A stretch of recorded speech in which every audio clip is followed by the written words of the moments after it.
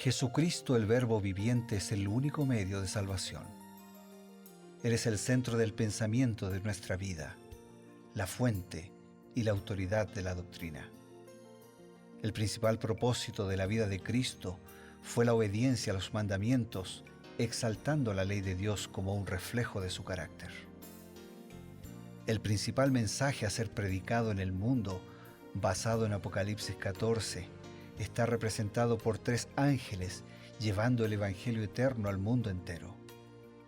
Este mensaje se basa en los encantos inigualables de Cristo y declara que la hora del juicio ha llegado y llama a obedecer los mandamientos de Dios. Mediante su palabra, Dios ha comunicado a los hombres el conocimiento necesario para la salvación. Las Santas Escrituras deben ser aceptadas como dotadas de autoridad absoluta y como revelación infalible de su voluntad. Y aunque el canon de las Escrituras inspiradas está cerrado, el Espíritu Santo continúa iluminando, amonestando y confortando al pueblo de Dios a través del testimonio de Jesús, el Espíritu de profecía. El camino a la vida se traza a través de un camino angosto que debe ser recorrido con confianza a las promesas que Dios dejó a hombres y mujeres fieles que dedicaron sus vidas hasta la muerte por el Evangelio eterno. Los fundadores de la Iglesia soñaron con el día en que la revelación sería una realidad en sus vidas. Miraron con los ojos de la fe a aquel día glorioso cuando finalmente la promesa sería cumplida en la venida magistral de Jesucristo a esta tierra para recompensar a cada uno según sea su obra.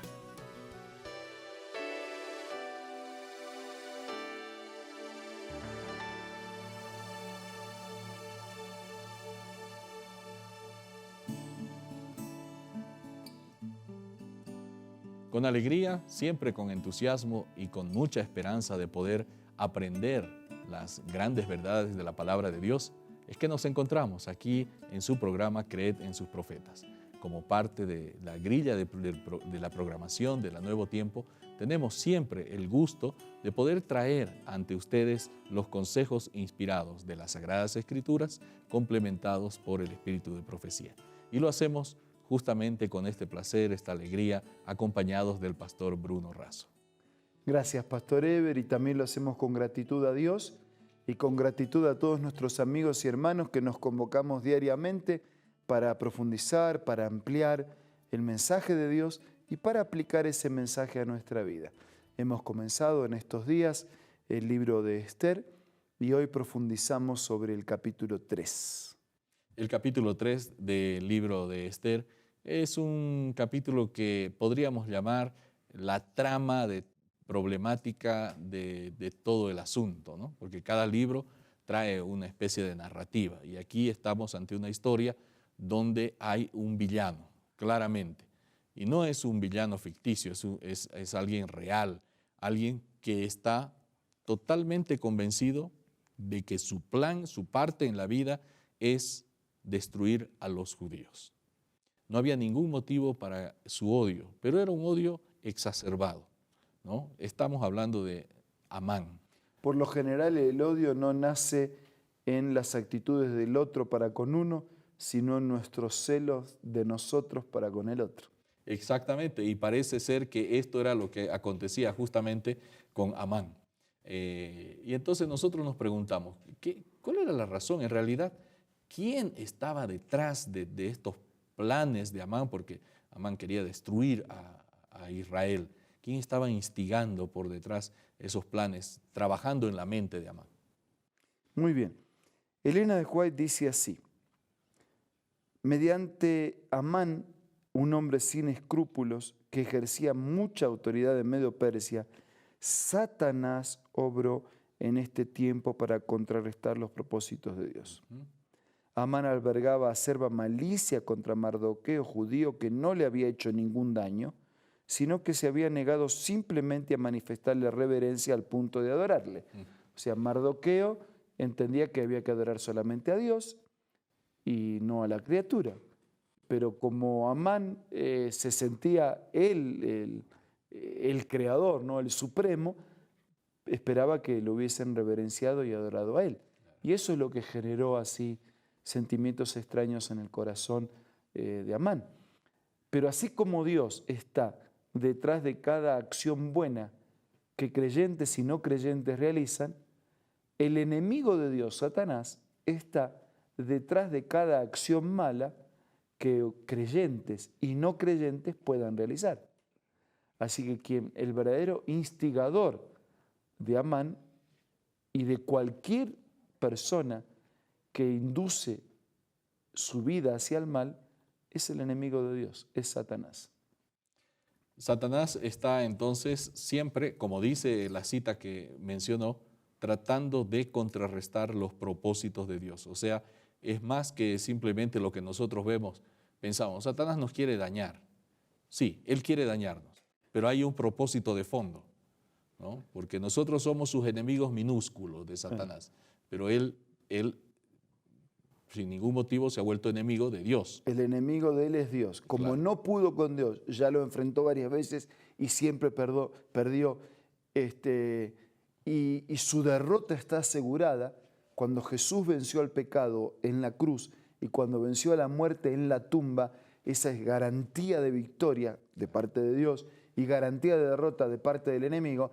Entonces él se ha volcado contra los hijos de Dios. Apocalipsis dice, ha salido a hacer guerra contra la mujer y el resto de la descendencia de ella, ¿sí? Contra los hijos del Señor. No pudo con el Señor, ahora intenta destruir, lastimar, devorar como león rugiente a los hijos de Dios. Especialmente a los desprevenidos. Especialmente a los desprevenidos, claro. Una pregunta que siempre me ha llamado la atención. ¿Será que Asuero era un hombre, podríamos decir, como cualquier rey de ese tiempo, que tomaba decisiones, digamos, emocionales, ¿no? Viscerales, pero no era alguien que estaba decididamente a destruir a la gente? Era un gobernante, podríamos decir, relativamente bueno, quería hacer lo bueno para sus súbditos. Pero de pronto Amán le presenta un decreto y parece que él no entendía. ¿Qué nos dice el Espíritu de Profecía? ¿Será que comprendía Asuero el alcance del decreto que había firmado? Buena pregunta. Voy a compartir el mensaje de Elena de Huay. Engañado por las falsas declaraciones de Amán, Jerjes fue inducido a promulgar un decreto que ordenaba la matanza de todos los judíos, pueblo esparcido y dividido entre los pueblos en todas las provincias del imperio persa. Se designó un día en el cual los judíos debían ser muertos y su propiedad confiscada. Poco comprendía el rey los resultados abarcantes que habrían acompañado la ejecución completa de este decreto. Satanás mismo, instigador oculto del plan, estaba procurando quitar de la tierra a los que conservaban el conocimiento del Dios verdadero. Entonces, así como hubo momentos en que algunos reyes paganos se dejaron usar por Dios, Claro. también hubo un momento en que algunos reyes paganos se dejaron usar por el enemigo de Dios. Elena de Huay complementa y dice así: el decreto de los medos y persas no podía revocarse, aparentemente no quedaba esperanza alguna y todos los israelitas estaban condenados a morir. O sea, como el decreto ya estaba hecho, aparentemente la suerte estaba echada. Claro. Pero así como el enemigo usó desprevenidamente esta situación y este decreto, Dios iba a interceder milagrosamente, y nosotros vamos a ver eso en el capítulo de mañana, a través de la reina Esther, Dios iba a interceder milagrosamente en favor de su pueblo. Así que el enemigo usa su astucia, pero Dios también usa su sabiduría. Y cuando nosotros humildemente nos colocamos en las manos de Dios, no hay astucia, no hay estrategia, no hay artimañas que pueda contra el Hijo de Dios. Hay una declaración de Elena de Huay que dice así: Satanás tiembla y huye delante del alma más débil que busca refugio en el poderoso nombre de Jesús.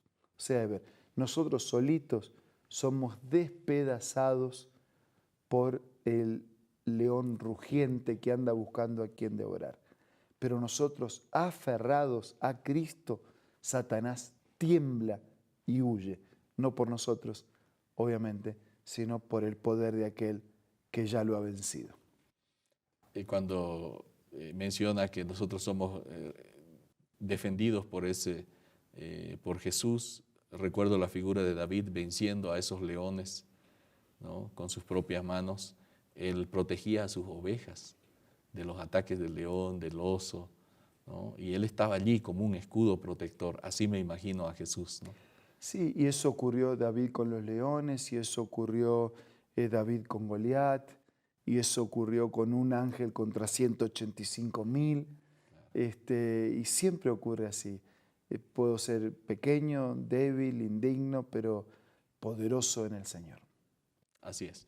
Gracias, pastor, porque nosotros estamos aprendiendo que a pesar de las maquinaciones de la gente que es usada por el enemigo de Dios y a su vez enemigo de los hijos de Dios, Dios está protegiendo, está cuidando, ¿no? Y Él cambia las circunstancias y coloca personas que pueden hacer algo y en realidad lo hacen. Porque hay personas que pueden hacer algo y no lo hacen.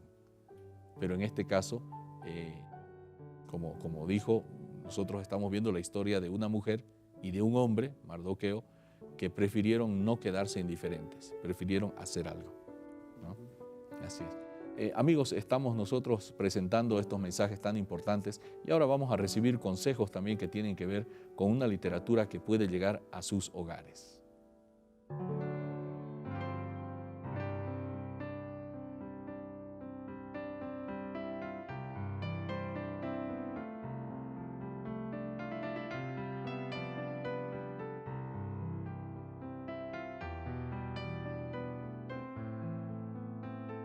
Hola, seguimos descubriendo más consejos interesantes. Mira el que encontré el día de hoy. No tenemos nunca por qué sentirnos solos. Los ángeles son nuestros compañeros. El Consolador que Cristo prometió enviar en su nombre mora con nosotros.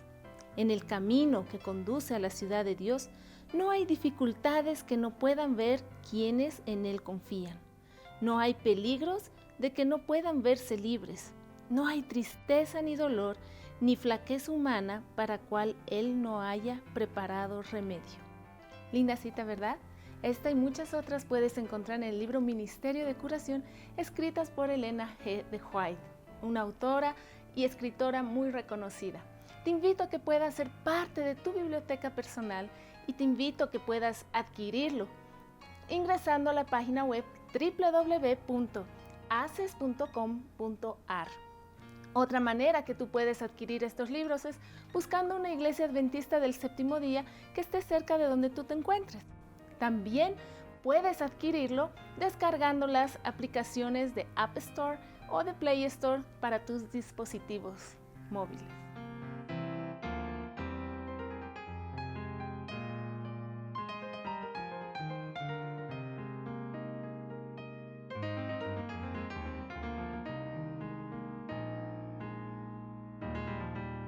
Retornamos, amigos, y queremos presentarles una invitación más que es muy importante.